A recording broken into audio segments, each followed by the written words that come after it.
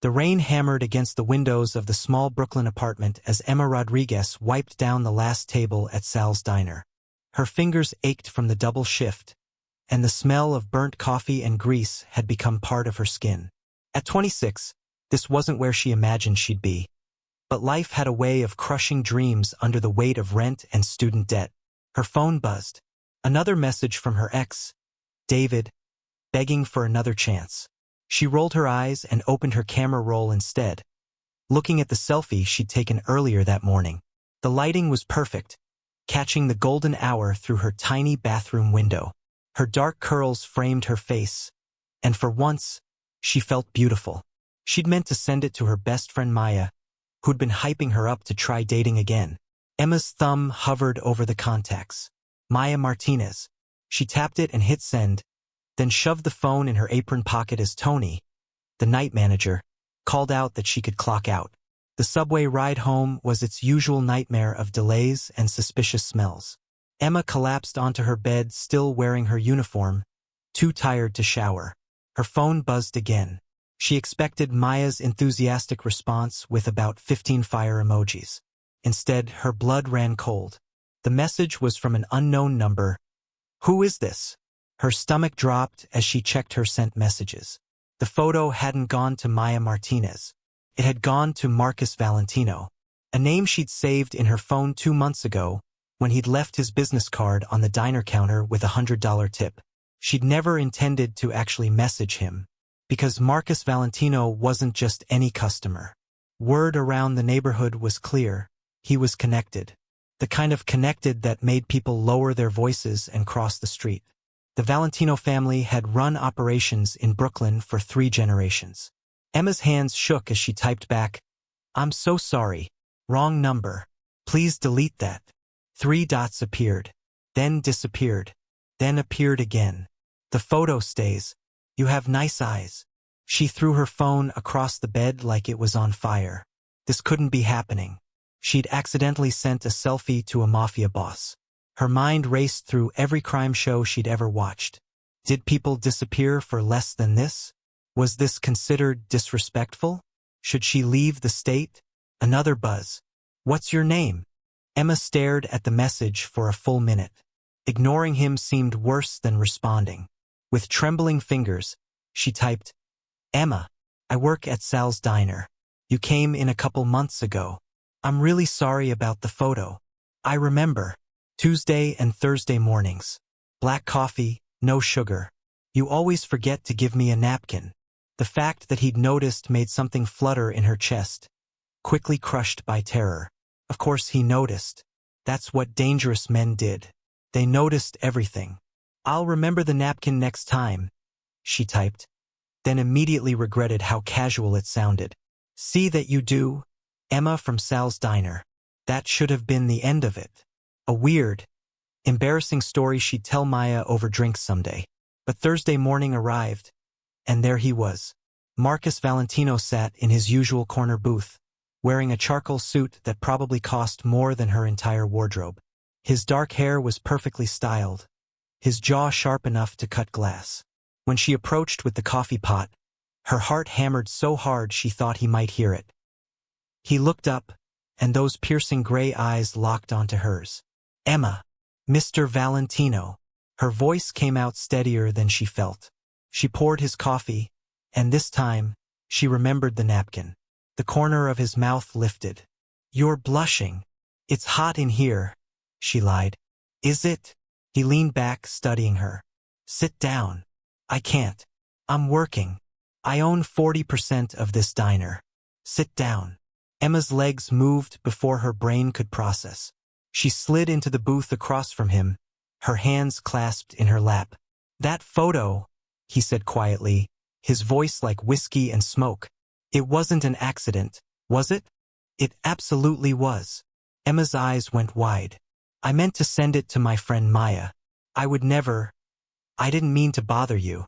He watched her for a long moment, and she couldn't tell if he believed her or not. Finally, he pulled out his phone and showed her the screen. Her selfie was there, and underneath it, he'd written, "Beautiful." "I don't delete beautiful things," Marcus said. And I don't believe in accidents. The universe has a way of connecting people who are meant to find each other. Emma's mouth went dry. This was insane. This was dangerous. This was, have dinner with me tomorrow night. I work tomorrow night. Not anymore. You're taking the night off. Emma showed up at the address Marcus had texted her, expecting a restaurant. Instead, she found herself standing in front of a sleek Italian bistro in Manhattan that clearly didn't have prices on the menu, because if you had to ask, you couldn't afford it. A valet opened her cab door before she could even reach for the handle. Inside, the maitre d' took one look at her and smiled knowingly. Miss Rodriguez, Mr. Valentino is waiting. He led her through the dimly lit restaurant to a private room in the back. Marcus stood when she entered, and the sight of him in a navy suit made her forget how to breathe properly. You came, he said, pulling out her chair. Did I have a choice? The words slipped out before she could stop them. His eyes darkened with amusement. You always have a choice, Emma. I'm not a monster. But over the next 2 hours, she began to wonder if that was true. Not because he was cruel, but because of how easily he made her forget who he was. He asked about her life, really listened when she talked about dropping out of art school to take care of her sick mother. He laughed at her stories about terrible customers at the diner. He made her feel seen in a way no one had in years. The food was incredible. The wine was better. And when his hand brushed hers across the table, electricity shot through her entire body.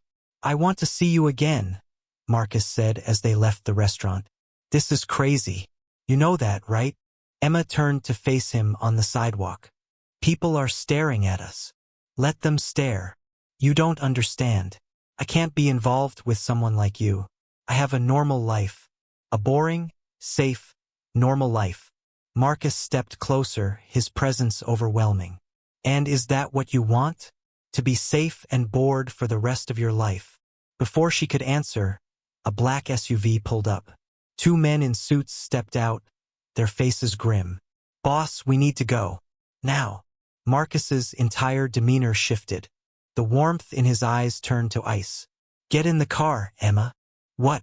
No, I'll just catch a cab. That wasn't a request. His hand wrapped around her wrist, firm but not painful. Someone just took a photo of us together. By morning, every family in New York will know about you. You're not safe alone anymore. The reality of her situation crashed down like a tsunami. She'd gone to dinner with a MAFIA boss. She'd let herself be seen with him in public. And now, according to the terror in the bodyguards' faces, she'd just painted a target on her back. As the SUV sped through Manhattan streets, Marcus made phone calls in rapid Italian while Emma sat frozen, watching her normal, boring, safe life disappear through the tinted windows. What had she done? The SUV pulled up to a towering apartment building on the Upper East Side. Marcus led Emma through a marble lobby to a private elevator that required a key to operate. She felt numb, her mind unable to process the last 30 minutes. His penthouse was exactly what she expected. Floor-to-ceiling windows overlooking Central Park, expensive art on the walls, furniture that looked like it belonged in a museum. But Emma barely noticed any of it. Sit down, Marcus said, pouring 2 glasses of whiskey. You look like you're about to pass out. Someone took our picture. Her voice sounded hollow. What does that mean? Marcus sat beside her, close enough that she could smell his cologne. It means my enemies now know you matter to me, and that makes you leverage. I don't matter to you. We had one dinner. Emma. He turned her face toward his thumb tracing her jawline. I've been watching you for 2 months. Every Tuesday and Thursday morning, you're the only thing that makes sense in my world. That photo you sent wasn't a mistake. It was fate telling me to stop waiting. Her breath caught. This was insane. This was dangerous. But the way he looked at her made every logical thought evaporate. I can protect you, Marcus continued, but you need to stay here tonight. My people are sweeping your apartment now, making sure no one's watching it. Tomorrow we figure out the next move. I can't just move in with you because of one photograph. You're not moving in. You're surviving. His voice turned hard. The Moretti family has been looking for a way to hurt me for months. You just became their best opportunity. Emma stood up, pacing across the pristine hardwood floors. This morning she'd been worried about making rent. Now she was worried about staying alive. Her phone buzzed. A text from Maya. Girl, why is your face all over some gossip blog with Marcus Valentino? Call me now. Emma's hands shook as she opened the link Maya had sent. There they were, walking out of the restaurant, his hand on her lower back. The headline read, Brooklyn's most dangerous bachelor finally caught? Mystery woman spotted with Marcus Valentino. The comments were already brutal. Gold digger, social climber, dead woman walking. Marcus took the phone from her hands and tossed it onto the couch. Don't read that garbage. This is my life now? Hiding? Being afraid? No. He stepped closer, his intensity pinning her in place. This is your life now. Being protected. Being valued. Being mine. The word hung in the air between them, heavy with promise and threat. If you're wondering what happens when an ordinary girl's world collides with power and danger, you need to hear the rest of the story. The twist that's coming will change everything. Emma had no idea that by tomorrow morning, she wouldn't want to leave. Emma woke up in a guest room that was bigger than her entire apartment. For a moment, she forgot where she was. Then reality crashed back, and she grabbed her phone. 17 missed calls from Maya, 3 from her manager at the diner, and 1 unknown number that made her stomach drop. She opened the voicemail from the unknown number. Heavy breathing. Then a voice, thick with an Italian accent. Pretty girl, you think Valentino can protect you forever? We know where your mother lives. Roosevelt Island, apartment 4B. Such a nice view of the water. Emma's blood turned to ice. Her mother. They knew about her mother. She ran out of the guest room, her heart pounding. Marcus was in the kitchen, coffee in hand, talking on the phone. When he saw her face, he immediately ended the call. What happened? She played him the voicemail with shaking hands. Marcus's expression turned deadly, a kind of cold rage that made the temperature in the room drop 10 degrees. Get dressed. We're moving your mother. Now. 30 minutes later, Emma sat in the back of an SUV speeding toward Roosevelt Island, surrounded by 4 armed men. Marcus sat beside her, making calls, his jaw tight. They won't touch her, he said quietly. I promise you. How can you promise that? How can you promise anything? Emma's voice broke. This is happening because of me. Because I went to dinner with you. No. This is happening because the Morettis are cowards who can't touch me directly. He took her hand, his grip solid and warm. But they just made their biggest mistake. Threatening innocent people? That breaks every code we live by. They just gave me permission to end this war permanently. When they arrived at her mother's apartment, Emma practically fell out of the car. Her mother, Rosa, opened the door in her bathrobe, confusion written all over her face. Emma? What's going on? Who are all these people? Mama, you need to pack a bag. Right now. I'll explain everything. But please, just trust me. Rosa's eyes moved to Marcus standing behind her daughter, then to the armed men in the hallway. 20 years of living in Brooklyn had taught her to read situations quickly. How long do I have? 5 minutes. Rosa nodded and disappeared into her bedroom. Emma turned to Marcus, tears streaming down her face. I'm sorry. I'm so sorry I brought this into your life. He wiped her tears with his thumb. You brought light into my life. Everything else is just noise. As they loaded Rosa into a second SUV headed to a safe house in Connecticut, Marcus's phone rang. He answered, listened for a moment, and his expression shifted into something terrifying. They just hit one of my warehouses in Queens. 3 of my men are in the hospital. Emma watched him transform from the man who'd held her hand into something else entirely. A leader, a warrior, a boss. End it, he said into the phone. Tonight, I want Antonio Moretti on his knees by midnight. Marcus brought Emma back to the penthouse and told her to stay put. But staying put wasn't in her nature, especially not when the man who'd turned her world upside down was walking into a war because of her. She watched from the window as his convoy of black SUVs disappeared into the Manhattan night. The city twinkled below, indifferent to the violence brewing in its shadows. Hours passed. Emma tried to sleep but couldn't. She paced the penthouse, her mind racing through every terrible possibility. What if Marcus didn't come back? What if the Moretus won? What if her mother? The elevator dinged at 2 in the morning. Marcus walked in and Emma's breath caught. His shirt was torn, blood on his collar, a cut above his eyebrow. But he was alive. He was whole. "Is it over?" she whispered. "It's over." He poured himself a drink, his hands surprisingly steady. "Antonio Moretti is on a plane to Sicily as we speak. His son signed over their territory. Your mother is safe. You're safe." Emma crossed the room and wrapped her arms around him, not caring about the blood or the danger or the insanity of everything. He held her like she was the only solid thing in his universe. "I killed for you tonight," Marcus said quietly against her hair.